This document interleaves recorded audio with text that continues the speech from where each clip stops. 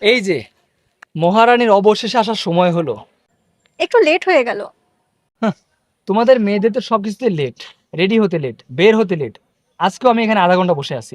আরে এত রাগ করার কি আছে?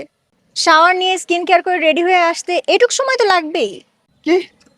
আমি তো 10 মিনিটে শাওয়ার নিয়ে খেয়ে দিয়ে রেডি হয়ে চলে আসছি। হ্যাঁ, সেখানেই তো পার্থক্য। তোমাদের শাওয়ার মানে তো গায়ে পানি ঢাললা আর বের হয়ে গেলা, সেটাও আবার করো কিনা সন্দেহ। কি বললে? আমি গোসল করি না? একে তো লেট করে আসছো, দ্বিতীয়ত কথাও শোনাচ্ছ। তোমার লেট করে আসার জন্য বৃষ্টি শুরু হয়ে গেল।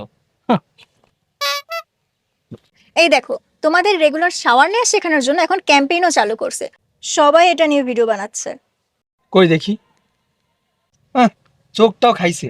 এখানে কি আমাদের গোসল করা নিয়ে কিছু বলতেছে? বিলবোর্ডে লেখা নিজেই ভালো করে পড়ো।